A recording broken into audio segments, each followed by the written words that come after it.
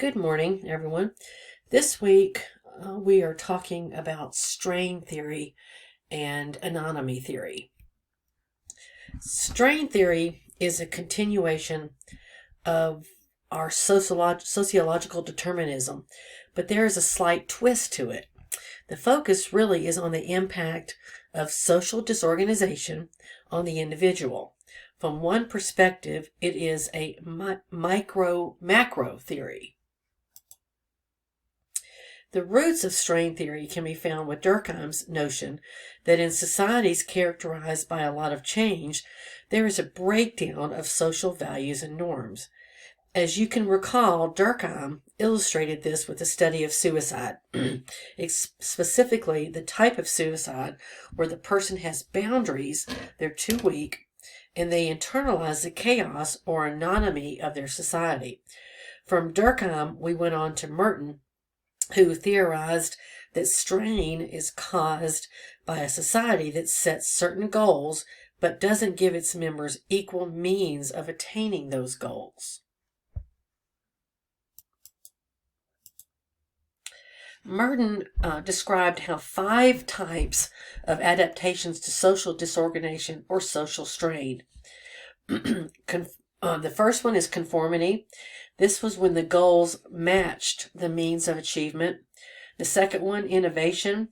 This is when the individual accepted the goals but lacked legitimate means of achieving the goals, so they innovated with illegitimate means. Like an example would be crime. Excuse me. Ritualism is the third, and this is when the individual pretty much just gives up and accepts their dreary, tedious existence. The fourth one is retreatism, and this is when an individual doesn't buy into the goals of society nor the means and just opts out, into drugs, alcohol, or some other kind of dysfunctional behavior. Finally, the last one, or the fifth, is rebellion, and it can be criminal or non-criminal, depending on the behavior. The civil rights movement is a good example of this because people violated the law, but they did so in order to really correct something that was wrong with society. The basic assumption of Merton's strain theory is that something in the structure of society causes stress, and this causes people to have to really adapt, and some of these adaptations are deviant. He went on to posit that adaptation depends to some degree on the reasons opportunities are blocked. However, Merton, he continued to believe the reasons lie in the structure of society, such as structural inequality due to poor educational opportunities, poverty, or racism. About this time, the 70s or 80s, most criminologists moved on to studying individual explanations for criminal and deviant behavior. However, in 2007, Stephen Messner and Richard Rosenfeld, they reformulated and expanded on Merton's social structure strain theory. Primarily, Messner and Rosenfeld, they wanted to understand why crime rates were so high in the U.S. compared to other countries, to other Western capitalist societies. They believed that the cause could actually be found in the American value system. According to them, it is this American dream that promotes anomic imbalance described by Durkheim and Merton. Specifically, they cite several reasons, and this is a part of your discussion this week. The fourth one is universalism. Unfortunately, the idea that you have to do it on your own applies to everyone universally. No one is exempt, no matter what your situation or social context. The next, in order to measure achievement, money becomes the currency for success. Individual success is often measured by how much money a person has. Monetary rewards are the currency for measuring achievement under this idea. And finally, the American dream just has no end. Monetary success is inherently open-ended. In principle, it's always possible to have more money. The relentless pressure to accumulate more money or more toys that money can buy encourages some people to really just disregard normative restraints when those restraints are in conflict with their personal goals towards success and towards the American dream. Society actually tends to look the other way if there isn't physical violence, and if the intent of a crime is really to garner more money. One wonders if this is perhaps the reason that the majority of criminologists focus more on street crime rather than white-collar crime. Everyone in our society is affected by the cultural values that are inherent within the American dream. And this is whether we buy into it or not. It is like the elephant in the living room.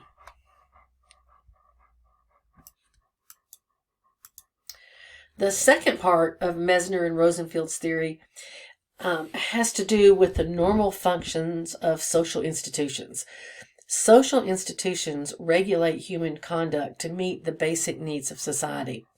Social institutions include schools that help us to adapt to the environment, institutions of employment that help the individual acquire and allocate needed resources, and institutions such as the family, churches, and other social groups that regulate individual behavior in line with cultural norms and values. Remember, the family is especially important because its job is to provide emotional support. So theoretically, it is a refuge from the tensions and stresses that are generated in other institutional domains. It is the counterbalance for the harsh competitive conditions of public life. Schools are important as social institutions because they have the responsibility for transmitting basic cultural standards to new generations. In the United States, schools prepare children for the demands of adult occupational roles. It enhances personal adjustment. Schools facilitate the development of individual human potential and also advance the general knowledge base of our culture. While there are other institutions and other tasks, these three, the economy, family, and education, are really important in understanding crime. These institutions need to be mutually reinforcing and equally powerful. So they need to be on an equal basis. They work together and they balance each other so that one doesn't become all-powerful or more powerful than the other.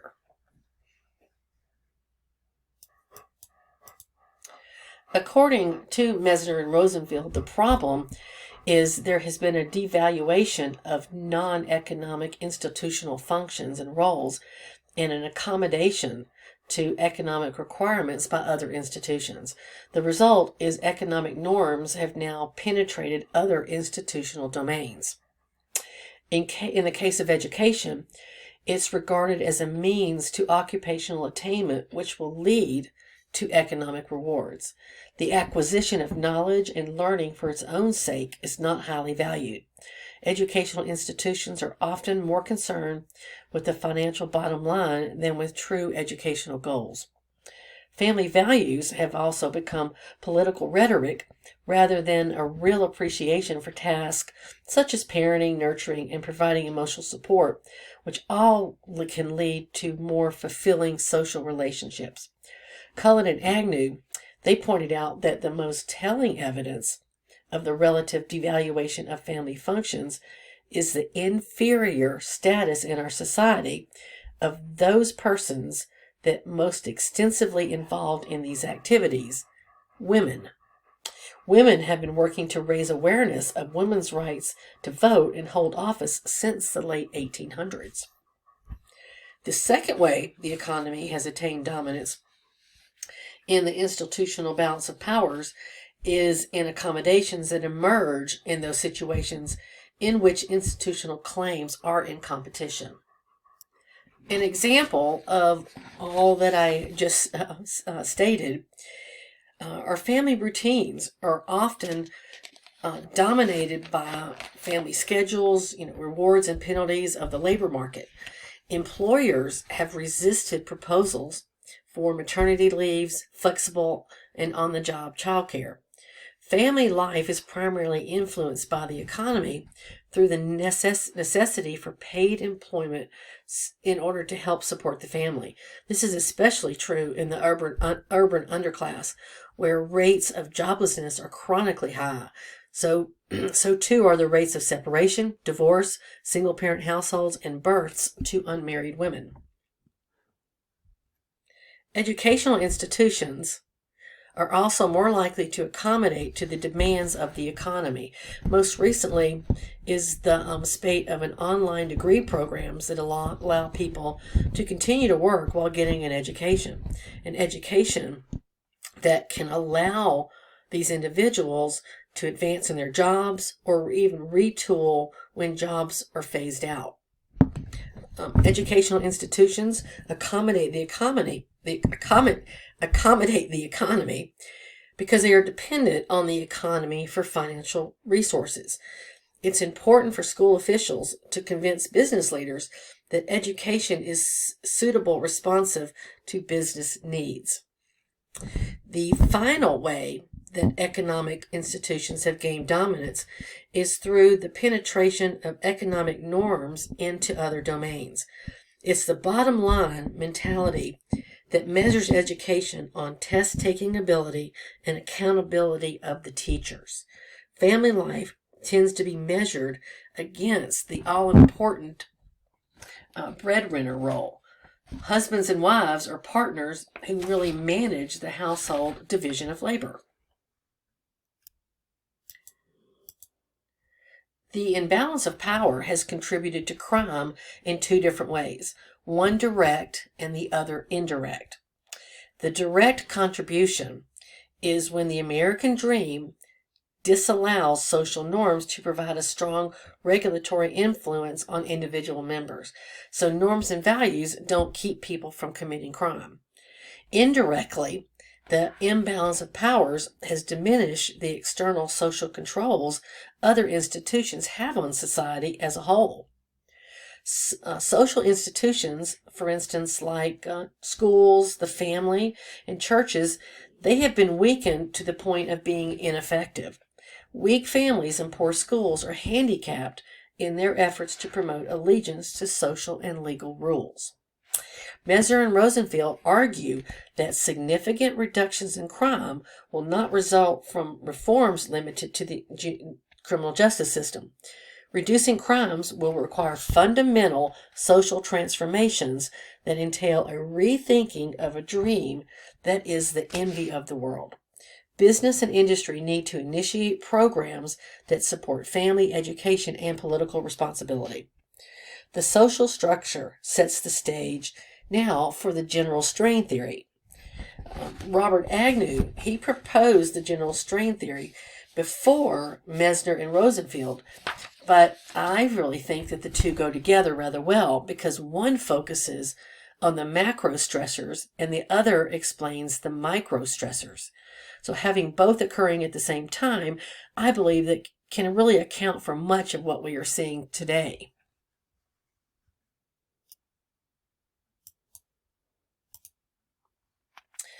Agnew theorizes that there are basically three types of strain that impact the individual.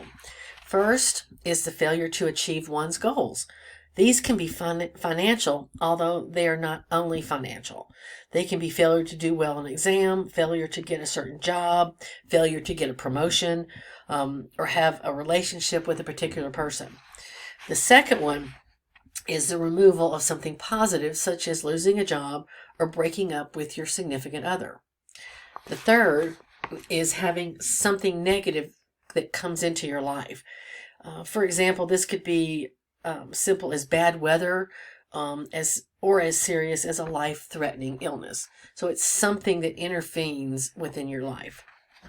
Agnew distinguished general strain theory from social control theory and social learning theory really in two major ways. Now, these are important. The first is the person's type of social relationships leading to deviance, and the second is the motivation for deviance.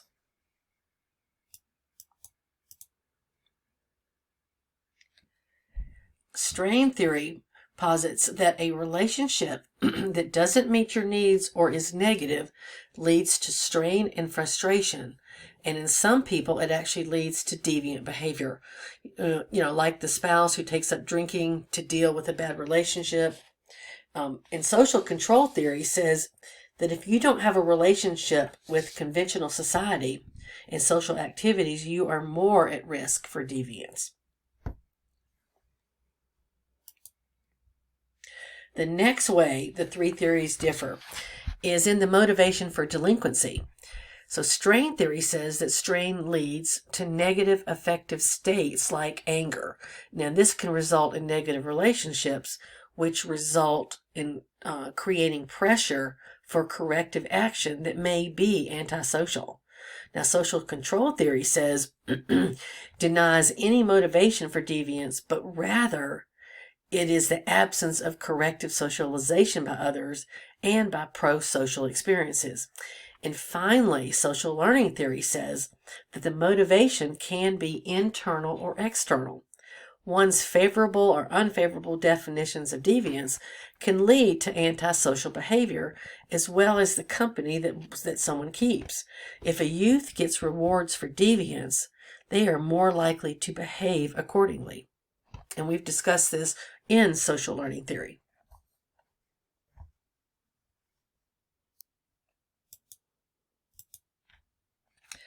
Agnew thinks that most criminologists have theories that explain or address street crimes or status crimes, but he also notes that people don't commit crime unless they have some sort of pressure that leads them into crime, which can explain not only street crime, but white-collar crime as well. His theory is about coping with strain. Not everyone uses crime as a coping strategy, obviously. Some people are psychologically not predisposed towards deviance, and some are, such as psychopathic personality types. Some people have an environmental context that just doesn't support crime, such as a low-stress life at a retreat center versus other environments where the cost of criminal coping are low. Areas that lack community efficacy or where there is very little informal or formal monitoring of young people, etc. And finally, some people simply have more emotional support in dealing with the stress and strain that they encounter. So we're going to end with talking about the different types of strain according to Agnew. The first one is objective strain, and this is the type that everyone has, such as a depressed economy or natural disasters. Then there is a subjective strain that is specific to the individual. This includes all of the personal stressors, things like sleep deprivation from too much partying, your car breaks down, or your bicycle is stolen, something that impacts you individually. And the third is vicarious strains. I want to read you an example from Anderson's account of life in the Port inner city community. John understood full well the risk of venturing into the enemy territory that was Audrey's neighborhood. He had been involved with her for about 6 months. At that point, Audrey was being harassed by some of the boys and girls in her neighborhood.